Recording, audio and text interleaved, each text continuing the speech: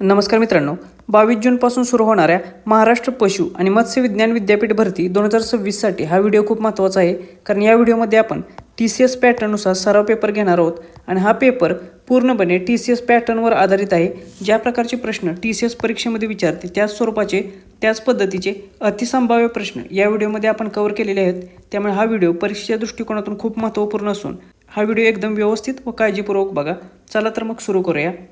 प्रश्न क्रमांक पहिला, बॉम्बे असोसिएशन या महाराष्ट्रातील पहिल्या राजकीय संघटनेची स्थापना 1852मध्ये कोणी केली? तर सर्वात आधी तुम्हाला प्रश्न विचारला जातो की महाराष्ट्रातील पहिली राजकीय संघटना कोणती? तर बॉम्बे असोसिएशन हिला महाराष्ट्रातील पहिली राजकीय संघटना म्हणून मानलं जातं. आणि याची स्थापना कोणी केली मग? तर या संस्थेचे संस्थापक होते नाना जगन्नाथ शंकर शेट. त्यामुळे पर्याय क्रमांक 2 हे याचे योग्य उत्तर असेल. मग याची स्थापना कधी झाली? तर 26 ऑगस्ट 1852ला स्थापना करण्यात आलेली. कोठे? तर मुंबई या ठिकाणी. त्यामुळे या स्थापनेचे स्थळ देखील लक्षात ठेवा. त्याचबरोबर याचा उद्देश काय होता संस्था स्थापन करण्याचा? तर लोकांच्या ज्या अडचणी आहेत, मागण्या आहेत किंवा तक्रारी आहेत त्या ब्रिटिश सरकारपर्यंत पोचवणे. कशा मार्गाने? तर शांततापूर्व आणि कायदेशीर मार्गाने. म्हणजे लोकांच्या अडचणी आणि तक्रारी हे ब्रिटिश सरकारपर्यंत सनदशीर मार्गाने पोचवण्यासाठी ही संस्था स्थापन केलेली हा याचा मुख्य हेतू होता. मग याच्यामध्ये कोणाचा सहभाग होता? तर नाना जगन्नाथ शंकर शेट हे याचे संस्थापक होते. त्याचबरोबर भाऊ दाजी लाड हे जे आहेत ते याचे सेक्रेटरी होते. हे लक्षात ठेवा. परीक्षेत प्रश्न विचारला जातो की बॉम्बे असोसिएशन या संघटनेचे सेक्रेटरी कोण होते? तर ते होते भाऊ दाजी लाड. त्याचबरोबर दादाभाई नौरोजी यांचा देखील याच्या स्थापनेमध्ये महत्त्वपूर्ण वाटा होता. आता याचबरोबर 2 आणखीन महत्त्वाच्या संस्था आहेत त्याच्यावरती देखील प्रश्न विचारले जातात. तर परमहंस सभा ही सभा कधी स्थापन करण्यात आली? तर 1849ला. आणि याचे संस्थापक होते दादोबा पांडुरंग तरखडकर. त्यामुळे हे नाव लक्षात ठेवा. त्यानंतर पुणे सार्वजनिक सभेची स्थापना कधी झाली? तर ती झाली 1870ला. आणि याचे संस्थापक होते गावा जोशी म्हणजेच सार्वजनिक काका आहे.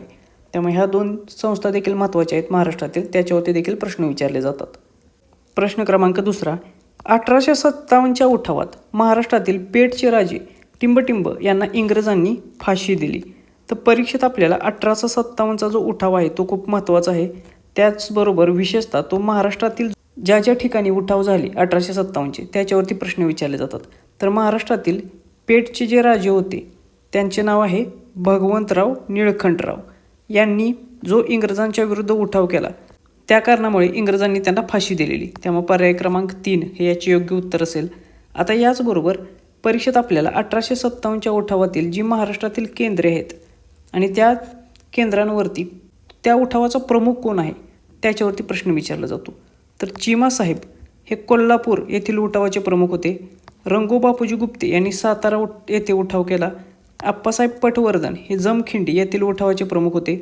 भागोजी नाईक यांनी अहमदनगर भागामध्ये उठाव केलेला. आणि काजी सिंग किंवा कजार सिंग आणि भीमा नाईक हे खानदेशात झालेल्या उठावाचे प्रमुख नेते होते. त्यामुळे हे स्थळ आणि त्याचे नेते लक्षात ठेवा. याच्यावरती प्रश्न विचारला जातो. प्रश्न क्रमांक 3, महात्मा ज्योतिराव फुले यांनी सत्यशोधक समाजाची स्थापना कधी व कुठे केली? तर हा जो प्रश्न आहे तो आपण लास्ट व्हिडिओमध्येच कव्हर केलेला आहे की महात्मा ज्योतिराव फुले यांनी कशाची स्थापना केली? तर सत्यशोधक समाजाची. कोठे स्थापना केली? तर पुणे या ठिकाणी. कधी? तर 24 सप्टेंबर 1873 रोजी. त्यामुळे पर्याय क्रमांक 1 हे याचे योग्य उत्तर असेल. आता परीक्षेच्या दृष्टिकोनातून जे महत्त्वाचे समाज आहेत त्याचे संस्थापक, त्याचे स्थापनेचे ठिकाण आणि कधी केली याच्याविषयीचे प्रश्न आपण पाठीमागच्या व्हिडिओमध्ये कव्हर केलेले आहेत. ते एकदा बघून घ्या. त्याच्यावरती एक तरी प्रश्न विचारलाच जातो. त्याचबरोबर परीक्षेत असा देखील प्रश्न विचारला जातो की सत्यशोधक समाजाचे ब्रीदवाक्य काय होते? तर याचे ब्रीदवाक्य होते सर्व साक्षी जगतपती त्याला नकोचं मध्यस्थी. त्यामुळे हे ब्रीदवाक्य देखील लक्षात ठेवा. याच्यावरती देखील परीक्षेत तुम्हाला प्रश्न विचारला जातो. महाराष्ट्र पशु व मत्स्य विज्ञान विद्यापीठ भरती 2026साठी ही आपली ऑनलाईन टेस्ट सिरीज आहे. याच्यामध्ये आपण जवळपास 25पेक्षा जास्त सराव पेपरचा समावेश केलेला आहे. यामध्ये 5 फुल लेंथ सराव पेपर असणार आहेत आणि याच्यासाठी आपण सेक्शनल टायमर देखील ठेवलेला आहे. त्यामुळे परीक्षेसाठी सर्वात महत्त्वाची गोष्ट कोणती असेल या TCS पॅटर्ननुसार तर ते आहे टाईम मॅनेजमेंट. आणि या टाईम मॅनेजमेंटचं प्रॅक्टिस करण्यासाठी ही आपली ऑनलाईन टेस्ट सिरीज सर्वात बेस्ट ठरणार आहे. त्याचबरोबर इतर जे सराव पेपर आहेत ते विषयानिहाय असणार आहेत. याच्यामध्ये आपण चालू घडामोडींचे देखील प्रॅक्टिस पेपर ठेवलेले आहेत, त्यामुळे त्याचा देखील फायदा तुम्हाला परीक्षेमध्ये झालेला दिसेल. परीक्षेमध्ये याचा सर्व पदांसाठी तुम्हाला 100% फायदा होईल. विशेषतः वरिष्ठ लिपिक, लिपिक तथा टंकलेखक आणि कनिष्ठ भांडारपाल या पदांसाठी हा अतिशय उपयुक्त असणार आहे टेस्ट सिरीज. आता परीक्षेसाठी खूप कमी वेळ बाकी आहे, त्यामुळे जेवढी जास्त प्रॅक्टिस करता येईल तेवढी करा. त्याचा 100% फायदा तुम्हाला परीक्षेमध्ये झालेला दिसेल. हा कोर्स जॉईन करण्यासाठी स्पर्धा परीक्षा मित्र हे आपले ॲप तुम्ही डाउनलोड करू शकता. या ॲपवरती तुम्हाला हा कोर्स भेटून जाईल. प्रश्न क्रमांक 4. महाराष्ट्रातील सर्वोच्च शिखर कळसुबाई हे खालीलपैकी कोणत्या डोंगर रांगेत किंवा जिल्ह्यात मोडते? तर महाराष्ट्राचे सर्वोच्च शिखर कोणते असा प्रश्न पेपरमध्ये विचारला जातो. तर त्याचे उत्तर आहे कळसुबाई. मग हे शिखर किती उंचीचे आहे? तर याची उंची आहे 1646 मीटर एवढी. त्यामुळे ही उंची लक्षात ठेवा, याच्यावरती प्रश्न येतो. त्याचबरोबर हे कोणत्या डोंगर रांगेत येते? तर सह्याद्री पर्वतरांगांमधील हरिश्चंद्र बालाघाट या डोंगर रांगेमध्ये हे कळसुबाई हे शिखर आहे. आणि कोणत्या जिल्ह्यामध्ये? तर अहमदनगर किंवा अहिल्यादेवीनगर या जिल्ह्यामध्ये याचा समावेश होतो. त्यामुळे पर्याय क्रमांक 2 हे याचे योग्य उत्तर असेल. त्यानंतर परीक्षेच्या दृष्टिकोनातून महाराष्ट्रातील जी काही प्रमुख शिखरे आहेत ते आपण बघूया, त्याच्यावरती देखील प्रश्न येतो. तर साल्हेर हे शिखर कोणत्या जिल्ह्यात आहे? तर ते आहे नाशिक जिल्ह्यामध्ये. महाबळेश्वर हे कोणत्या जिल्ह्यात आहे? सातारा जिल्ह्यामध्ये. हरिश्चंद्रगड हे शिखर अहिल्यानगर किंवा अहमदनगर या जिल्ह्यामध्ये आहे. सप्तशृंगी हे शिखर आहे नाशिक जिल्ह्यामध्ये. आणि तोरणा हे शिखर आहे पुणे जिल्ह्यामध्ये. तर हे काही महत्त्वाची शिखरे आहेत महाराष्ट्रातील, त्याच्यावरती देखील प्रश्न विचारला जातो. प्रश्न क्रमांक 5. महाराष्ट्राच्या आर्थिक भूगोलाचा विचार करता बाभळी बंधारा प्रकल्प कोणत्या नदीवर आणि कोणत्या जिल्ह्यात आहे? तर हा जो बाभळी बंधारा प्रकल्प आहे तो चर्चेतील प्रकल्प आहे, त्यामुळे याच्यावरती प्रश्न येऊ शकतो. तर हा प्रकल्प गोदावरी नदीवर आहे. कोठे? तर नांदेड जिल्ह्यामध्ये. नांदेड जिल्ह्यामधील धर्माबाद हा जो तालुका आहे त्या ठिकाणी हा प्रकल्प आहे. हा प्रकल्प का चर्चेत असतो? तर महाराष्ट्र आणि तेलंगणा या 2 राज्यातील पाण्याचा विवाद याच्यामुळे हा चर्चेत असतो. त्यामुळे पर्याय क्रमांक 2 याचे योग्य उत्तर असेल. प्रश्न क्रमांक 6. खालीलपैकी महाराष्ट्रातील कोणते अभयारण्य हे महाराष्ट्राचे भरतपूर म्हणून ओळखले जाते? आता भरतपूर हे काय आहे? तर हे भारतातील एक प्रसिद्ध असे पक्षी अभयारण्य आहे. ते आहे राजस्थान या राज्यामध्ये. मग महाराष्ट्रातील भरतपूर कोणते आहे? तर महाराष्ट्रातील नांदूर मधमेश्वर पक्षी अभयारण्य हे महाराष्ट्राचे भरतपूर म्हणून ओळखले जाते. त्यामुळे पर्याय क्रमांक 1 हे याचे योग्य उत्तर असेल. आता हे जे नांदूर मधमेश्वर आहे ते महाराष्ट्रातील पहिले रामसर स्थळ देखील आहे, त्यामुळे हे देखील लक्षात ठेवा, याच्यावरती देखील प्रश्न येतो. त्याचबरोबर हे जे अभयारण्य आहे ते कोठे आहे? तर गोदावरी आणि कादवा या नद्यांचा जो संगम आहे त्या संगमावरती हे अभयारण्य आहे. त्यामुळे हे देखील लक्षात ठेवा, कोणत्या नद्यांच्या संगमावर हा अभयारण्य आहे. त्याचबरोबर परीक्षेत प्रश्न येऊ शकतो की हे नांदूर मधमेश्वर अभयारण्य कोणत्या जिल्ह्यात आहे? तर ते आहे नाशिक जिल्ह्यात. नाशिक जिल्ह्यातील निफाड हा जो तालुका आहे तेथे हे स्थित आहे. प्रश्न क्रमांक 7. भारतीय राज्यघटनेच्या कोणत्या कलमानुसार प्रत्येक राज्यासाठी एक उच्च न्यायालय हायकोर्ट असेल अशी तरतूद आहे? तर परीक्षेत जी काही महत्त्वाची कलमे आहेत त्याच्यावरती अशा स्वरूपाचा प्रश्न विचारला जातो. तर प्रत्येक राज्यासाठी एक उच्च न्यायालय असेल, म्हणजेच उच्च न्यायालयाच्या स्थापनेची तरतूद कोणत्या कलमात आहे? तर ते आहे कलम 214. त्यामुळे पर्याय क्रमांक 2 हे याचे योग्य उत्तर असेल. मग आता आपण इतर पर्याय देखील बघूया की कलम 124 हे कशाशी संबंधित आहे? तर कलम 124 हे सुप्रीम कोर्ट सर्वोच्च न्यायालयाच्या स्थापनेशी संबंधित आहे, त्यामुळे हे देखील लक्षात ठेवा. त्यानंतर कलम 76 कशाशी संबंधित आहे? तर भारताचे जे महान्यायवादी आहेत ॲटर्नी जनरल ऑफ इंडिया त्यांच्या पदाची तरतूद ही कलम 76 मध्ये असते, त्यामुळे कलम 76 देखील खूप महत्त्वाचे आहे. आणि कलम 324 मध्ये काय आहे मग? तर कलम 324 मध्ये भारताचा निवडणूक जो आयोग आहे त्या निवडणूक आयोगाची तरतूद आहे. त्यामुळे ही देखील इन्फॉर्मेशन लक्षात ठेवा, या कलमावरती देखील प्रश्न विचारला जातो. प्रश्न क्रमांक 8. 73वी घटना दुरुस्तीनुसार भारतीय राज्यघटनेत कोणते परिशिष्ट जोडण्यात आले जे पंचायत राजशी संबंधित आहे? तर परीक्षेत TCS एक तरी प्रश्न हा पंचायत राजशी विचारतोच, त्यामुळे त्या दृष्टिकोनातून याची चांगली तयारी करा. आणि ही जी 73वी घटनादुरुस्ती आहे ती देखील परीक्षेच्या दृष्टिकोनातून खूप महत्त्वाची आहे, कारण या 73वी घटनादुरुस्ती जी झाली ती कशी संबंधित आहे? तर पंचायत राजशी संबंधित. कोणत्या पंचायत राजशी संबंधित? तर ग्रामीण भागातील ज्या स्थानिक स्वराज्य संस्था आहेत त्याच्याशी संबंधित. मग किती साली झाली? तर ही झाली 1992 साली, त्यामुळे हे साल देखील लक्षात ठेवा. आणि या 73व्या घटनादुरुस्तीने भारतीय राज्यघटनेत 11वे परिशिष्ट जोडण्यात आले. त्यामुळे पर्याय क्रमांक 2 हे याचे योग्य उत्तर असेल. आणि या 11व्या परिशिष्टामध्ये ग्रामीण स्थानिक स्वराज्य संस्थांसाठी म्हणजेच पंचायत राजसाठी महत्त्वाचे असे 29 विषय दिलेले आहेत. त्यामुळे परीक्षेत प्रश्न विचारला जातो की 11व्या परिशिष्टामध्ये एकूण किती विषयांचा समावेश आहे, तर 29 विषयांचा समावेश आहे. त्याचबरोबर जी 74वी घटनादुरुस्ती आहे ती किती सालची आहे, तर ती देखील 1992चीच आहे. आणि ही घटनादुरुस्ती कशाशी संबंधित आहे, तर ती शहरी स्थानिक स्वराज्य संस्थांशी संबंधित म्हणजेच नगरपालिकांशी संबंधित. त्यामुळे हे देखील लक्षात ठेवा. आणि याच्याशी संबंधित कोणते परिशिष्ट आहे, तर ते आहे 12वे परिशिष्ट. प्रश्न क्रमांक 9. महाराष्ट्र जिल्हा परिषद आणि पंचायत समिती अधिनियम कोणत्या वर्षी मंजूर करण्यात आला? तर परीक्षेच्या दृष्टिकोनातून महत्त्वाचा असलेला हा अधिनियम आहे महाराष्ट्र जिल्हा परिषद आणि पंचायत समिती अधिनियम 1961. त्यामुळे या प्रश्नाचे उत्तर आहे पर्याय क्रमांक 2 हे. आणि हा कोणाच्या शिफारशीनुसार संमत करण्यात आला, तर हा वसंतराव नाईक समिती यांच्या शिफारशीनुसार मंजूर करण्यात आलेला. त्यानंतर प्रश्न क्रमांक 10. शाश्वत विकास ध्येये सस्टेनेबल डेव्हलपमेंट गोल्स एकूण किती ध्येये आणि उद्दिष्टे निश्चित करण्यात आलेले आहेत? तर आपल्याला परीक्षेमध्ये शाश्वत विकास ध्येय हा सिलेबसमध्ये पॉईंट दिलेला आहे, त्यामुळे याच्यावरती प्रश्न येणं अपेक्षित आहे. त्यामुळे हा तयारी करून ठेवा. तर याच्यामध्ये जे SDGs आहेत याच्यामध्ये एकूण 17 ध्येय आहेत आणि 169 उद्दिष्टे आहेत. त्यामुळे पर्याय क्रमांक 2 हे याचे योग्य उत्तर असेल. ही कोणी ठरवलेली आहेत, तर युनायटेड नेशन म्हणजे संयुक्त राष्ट्रांनी ठरवलेली आहेत.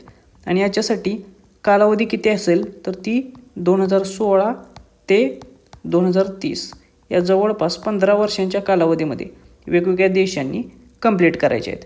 त्यामुळे हे देखील लक्षात ठेवा. त्याचबरोबर परीक्षेत प्रश्न विचारला जाईल की पहिले ध्येय कोणते आहे? तर पहिले ध्येय आहे की जगभरातील जी गरिबी आहे तिचे निर्मूलन करणे. त्यामुळे हे ध्येय लक्षात ठेवा. पहिले ध्येय ॲटलिस्ट तुमचे पाठ असले पाहिजे. प्रश्न क्रमांक 11. भारतातील दारिद्र्य रेषेच्या मापनासाठी 2011-12 मध्ये कोणत्या समितीने ग्रामीण भागात 816 आणि शहरी भागात 1000 प्रति महिना खर्च मर्यादा निश्चित केली होती? तर परीक्षेमध्ये आपल्याला अर्थव्यवस्थेच्या अँगलने दारिद्र्य रेषा हा घटक खूप महत्त्वाचा आहे, याच्यावरती प्रश्न विचारले जातात.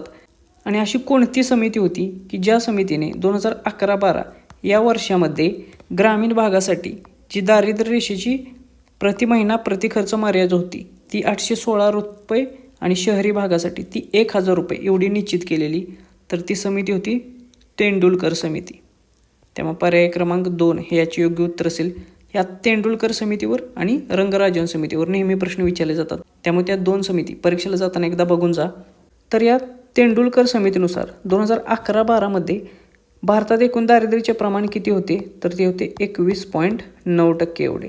त्यामुळे हे प्रमाण देखील पाठ करा 2011-12साठी तेंडुलकर समितीनुसार. याच्यावरती देखील प्रश्न विचारला जातो. प्रश्न क्रमांक 12.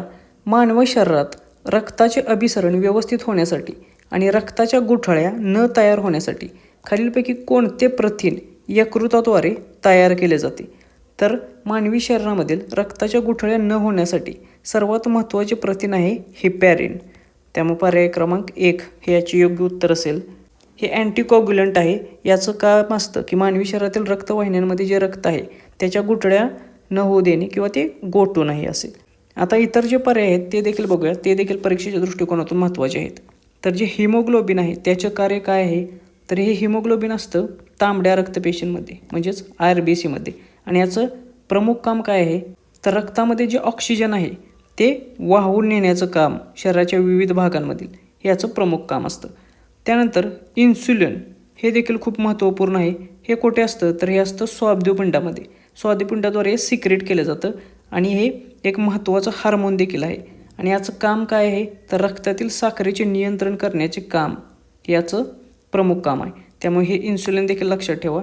त्यानंतर पेप्सिन काय आहे, तर पेप्सिन हे जठरात तयार होतं. जठरामध्ये तयार होणार हे एक पाचक विकर म्हणजे एन्झाईम आहे आणि याचं प्रमुख काम आहे की रक्तामध्ये जे प्रथिने असतात त्यांचं पचन करण्याचं प्रमुख काम या पेप्सिनद्वारे पार पाडलं जातं. त्यामुळे तिन्ही लक्षात ठेवा, याच्यावरती प्रश्न विचारला जातो.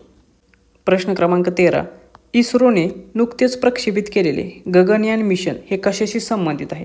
तर परीक्षेच्या दृष्टिकोनातून इस्रोचे विविध मिशन जे आहेत ते करंट अफेअरच्या दृष्टिकोनातून महत्त्वाचे आहेत, याच्यावरती प्रश्न विचारले जातात.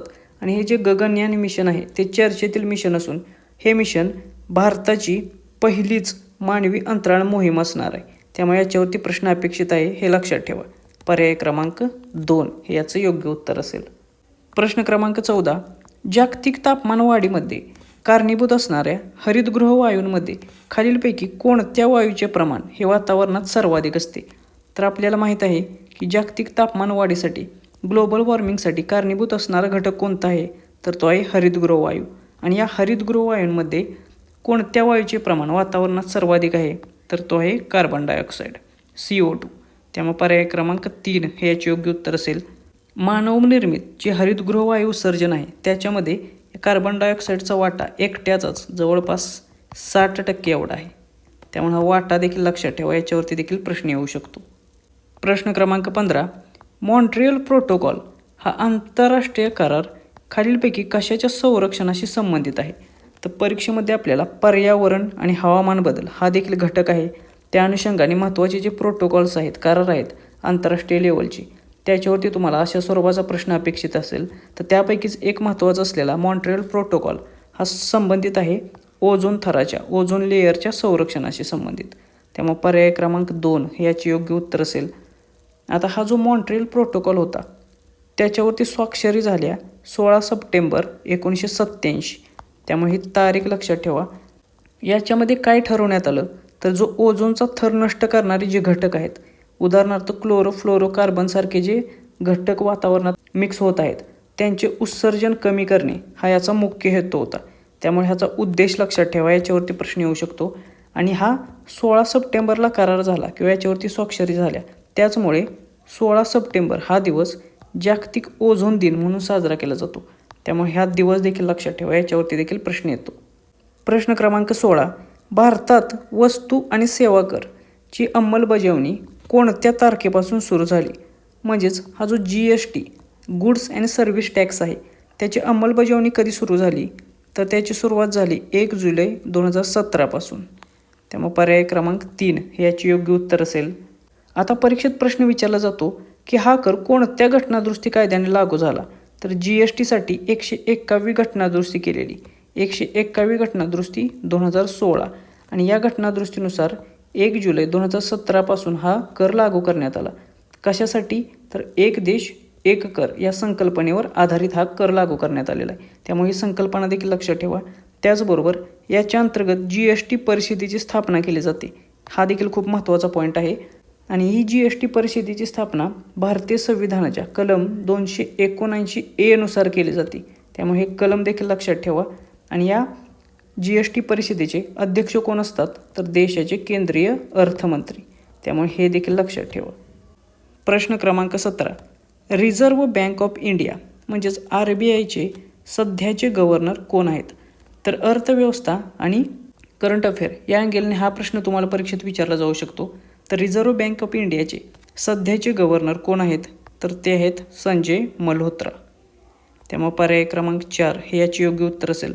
संजय मल्होत्रा हे RBIचे 26वे गव्हर्नर आहेत. तर 25वे गव्हर्नर कोण होते? ते होते शक्तिकांत दास हे. त्यामुळे 26वे हे देखील लक्षात ठेवा. त्यानंतर प्रश्न क्रमांक 18. 20व्या पशुगणनेनुसार भारतामध्ये पशुधनाच्या एकूण संख्येत महाराष्ट्राचा कितवा क्रमांक लागतो? तर ही जी 20वी पशुगणना झाली, लाईफस्टॉक सेन्सस झाली, ती झाली 2019ला. आणि या गणनेनुसार एकूण पशुधनाच्या संख्येत महाराष्ट्राचा क्रमांक आहे 7वा. त्यामुळे पर्याय क्रमांक 4 हे याचे योग्य उत्तर असेल. आता याबाबत अधिक माहिती बघूया, कारण याच्यावरती प्रश्न येऊ शकतो, कारण सिलेबसमध्ये आपल्याला पॉईंट आहे. तर 20वी पशुगणना 2019 नुसार भारतातील एकूण पशुधनामध्ये महाराष्ट्राचा क्रमांक आहे 7वा. आणि या गणनेनुसार महाराष्ट्रात एकूण पशुधनाची संख्या किती आहे? तर ते आहे 3.31 कोटी एवढी. त्यामुळे ही इन्फॉर्मेशन लक्षात ठेवा. त्यानंतर याच अहवालानुसार कुक्कुट पक्षी म्हणजेच कोंबड्यांच्या संख्येच्या बाबतीत महाराष्ट्राचा क्रमांक देशात कितवा आहे पोल्ट्री बर्ड्समध्ये? तर तो आहे 5वा. त्यामुळे हा क्रमांक देखील लक्षात ठेवा. आणि देशातील एकूण पशुधनामध्ये मग पहिल्या 3 क्रमांकावर कोणकोणते आहेत? तर एकूण पशुधनात पहिल्या क्रमांकावर आहे उत्तर प्रदेश, त्यानंतर आहे राजस्थान, त्यानंतर आहे मध्य प्रदेश आणि मग 7व्या नंबरला आहे आपला महाराष्ट्र. त्यामुळे ही देखील खूप महत्त्वाची इन्फॉर्मेशन आहे, हे देखील लक्षात ठेवा. प्रश्न क्रमांक 19. डॉक्टर वर्गीस कुरियन हे भारतातील कोणत्या क्रांतीचे जनक म्हणून ओळखले जातात? तर हा देखील प्रश्न आपण लास्ट व्हिडिओमध्ये कव्हर केलेला की वर्गीस कुरियन हे भारतातील श्वेत क्रांती किंवा धवल क्रांतीचे प्रमुख किंवा जनक म्हणून ओळखले जातात, व्हाईट रिव्हॉल्युशन. त्यामुळे पर्याय क्रमांक 2 हे याचे योग्य उत्तर असेल आणि हे दुग्ध क्रांतीशी संबंधित आहेत. आता परीक्षेमध्ये आपल्याला भारतातील ज्या काही महत्त्वाच्या क्रांती आहेत त्याच्यावरती एक तरी प्रश्न अपेक्षित आहे. त्यामुळे ह्या सर्व क्रांती आपण बघूया की कोणती क्रांती कशाशी रिलेटेड आहे. तर हरित क्रांती ही अन्नधान्याच्या उत्पादनाशी संबंधित आहे, विशेषतः गहू आणि भात उत्पादन. त्यानंतर श्वेत धवल क्रांती ही दुग्ध किंवा दुग्धजन्य पदार्थांशी संबंधित आहे. नील क्रांती ही मत्स्य उत्पादनाशी संबंधित आहे. पीत किंवा पिवळी क्रांती ही तेलबियांच्या उत्पादनाशी संबंधित आहे. सुवर्ण क्रांती ही फळे, मध किंवा एकूण फलोत्पादन हॉर्टिकल्चरशी संबंधित आहे. आणि रजत किंवा सिल्वर क्रांती ही अंडी किंवा कुक्कुटपालन उत्पादनाशी संबंधित आहे. तर ह्या काही महत्त्वाच्या क्रांती आहेत, त्या लक्षात ठेवायच्यावरती एक तरी प्रश्न तुम्हाला अपेक्षित असेल. प्रश्न क्रमांक 20. खिलारी ही प्रामुख्याने महाराष्ट्रातील कोणत्या भागात आढळणारी गायीची प्रसिद्ध जात आहे? तर आपल्याला परीक्षेमध्ये पशुसंवर्धन हा विषय दिलेला आहे, त्यामुळे त्या अनुषंगाने अशा प्रकारचा प्रश्न देखील परीक्षेत येऊ शकतो. तर ही जी खिलारी ही जी जात आहे, गायीची प्रसिद्ध जात, ती प्रामुख्याने पश्चिम महाराष्ट्रात आढळते. पश्चिम महाराष्ट्रातील सांगली, सातारा, सोलापूर इत्यादी जिल्ह्यांमध्ये ते आढळते. त्यामुळे पर्याय क्रमांक 2 हे याचे योग्य उत्तर असेल. ही जी खिलारी गायीची जात आहे ती दुष्काळी भागात अत्यंत काटक म्हणून मानली जाते. तर आता महाराष्ट्रातील काही प्रमुख गायी आणि त्या कोणत्या भागात आढळतात ते आपण बघूया. तर डांगी ही जी गाय आहे ती नाशिक आणि अहमदनगर भागामध्ये आढळते. देवणी गाय लातूर आणि धाराशिव जिल्ह्यांमध्ये आढळते. लाल कंधारी जी गाय आहे ती नांदेड या जिल्ह्यामध्ये प्रामुख्याने आढळते. आणि गवळाऊ ही जी गाय आहे ती विदर्भातील साधारणतः जिल्ह्यांमध्ये प्रामुख्याने वर्धा या जिल्ह्यामध्ये आढळते. तर ह्या काही महत्त्वाच्या गायींचे प्रकार आहेत, त्याच्यावरती देखील प्रश्न येऊ शकतो. प्रश्न क्रमांक 21. पंढरपुरी ही खालीलपैकी कोणत्या पशुधनाची प्रसिद्ध जात आहे जी तिच्या जलद पुनरुत्पादन क्षमतेसाठी ओळखली जाते? तर ज्याप्रमाणे मगाशी आपण प्रश्न बघितला त्याच प्रकारचा हा प्रश्न आहे की पंढरपूर ही जी पशुधनाची जात आहे ती प्रामुख्याने म्हैसीची एक जात आहे. त्यामुळे पर्याय क्रमांक 3 हे याचे योग्य उत्तर असेल. आणि ही प्रामुख्याने कोठे आढळते? तर ही देखील सोलापूर, कोल्हापूर, सांगली या भागांमध्ये आढळते.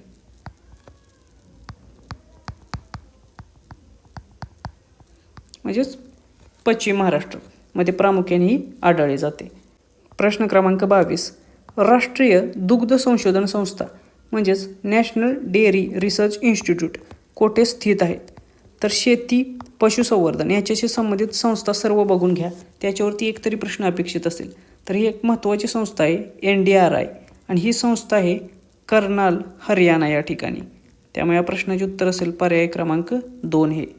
आता ही जी राष्ट्रीय दुग्ध संशोधन संस्था आहे NDRI ही सुरुवात कधी झाली? तर ही झाली 1923मध्ये बेंगलोर येथे सुरू केलेली, परंतु कालांतराने म्हणजेच 1955ला ती कर्नाल, हरियाणा राज्यामध्ये शिफ्ट करण्यात आली. त्यामुळे सध्या ती कुठे आहे? तर ते आहे कर्नाल, हरियाणा या राज्यात. त्यानंतर नॅशनल डेअरी डेव्हलपमेंट बोर्ड ही देखील एक महत्त्वाची संस्था आहे NDBB. ही संस्था कुठे आहे? तर ती आहे गुजरात राज्यामधील आणंद येथे. आणि या आणंद येथेच अमूलचा मुख्य प्रकल्प देखील आहे. त्यामुळे 2 गोष्टींसाठी आनंद फेमस आहे. त्यानंतर इंडियन व्हेटरनरी रिसर्च इन्स्टिट्यूट म्हणजेच IVRI ही संस्था कुठे आहे? भारतीय पशुवैद्यकीय संशोधन संस्था. तर ती आहे इज्जतनगर, बरेली येथे उत्तर प्रदेश राज्यामध्ये. त्यामुळे ही देखील संस्था महत्त्वाची आहे. या तिन्ही संस्था आणि त्या कोठे आहेत हे लक्षात ठेवा. प्रश्न क्रमांक 23. महाराष्ट्र भूषण पुरस्कार 2024ने कोणाला सन्मानित करण्यात आले? तर नुकताच जाहीर झालेला महाराष्ट्र भूषण पुरस्कार 2024 हा मिळालेला आहे राम सुतार यांना. त्यामुळे पर्याय क्रमांक 3 हे याचे योग्य उत्तर असेल. आता परीक्षेत कधीकधी 23 वरती देखील प्रश्न विचारला जातो. तर 2023चा महाराष्ट्र भूषण पुरस्कार मिळालेला होता अशोक सराफ यांना.